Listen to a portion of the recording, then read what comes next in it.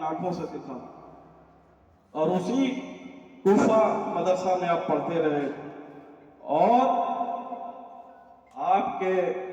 استاد کے وصال کے بعد اسی مدرسے میں، جس مدرسے میں آپ پڑھتے تھے، جس مدرسے کے پہلے پرنسپل حضرت عبداللہ بن مسعود تھے، اسی مدرسے کے آپ جو ہے پرنسپل بن گئے، اسی میں آپ پڑھانے لگے، فقہ کی تعلیم دینے لگے، حدیث کی تعلیم دینے لگے، اور اس زمانے میں آپ نے 6 لاکھ مسائل امت مسلمہ کو حل کر کے دیا، 6 لاکھ مسائل، اور علماء کہتے ہیں کہ 6 لاکھ نہیں 12 لاکھ مسائل آپ نے حل کر دی۔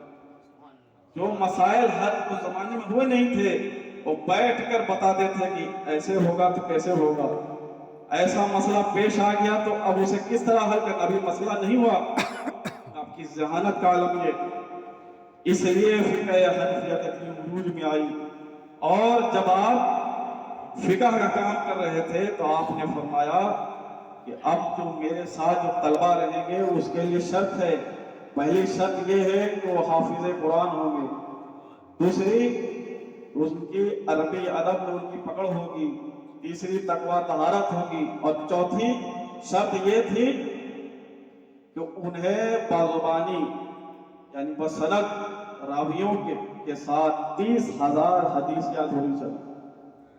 تبھی وہ شاگرد امام اعظم ابو حنیفہ کے درسگاہ میں بیٹھ سکتا۔ اور آپ نے اسی طریقے سے امت کو 6 لاکھ مسائل حل کر کے دے دیے، جو آج ہم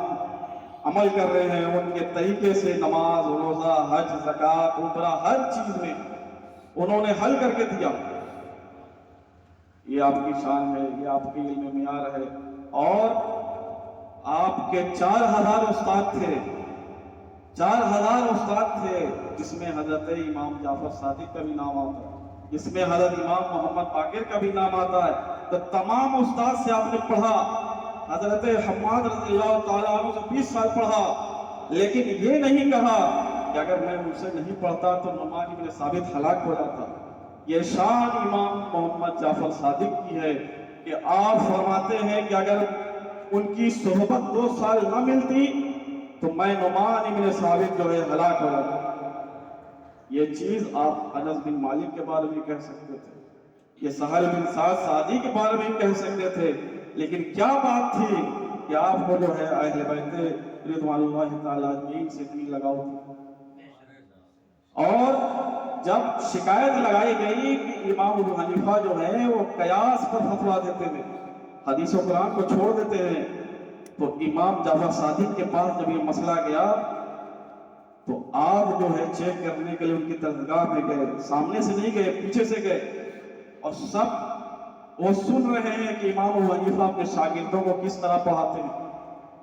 جب شاگردوں کی نگاہ حضرت امام جعفر صادق کے پڑھی تو وہ تمام شاگرد جو ہے کھڑے ہو گئے ادب سے۔ تو امام ابو حنیفہ نے فرمایا کس لیے کھڑے ہو رہے ہو؟ تو فرمایا کہ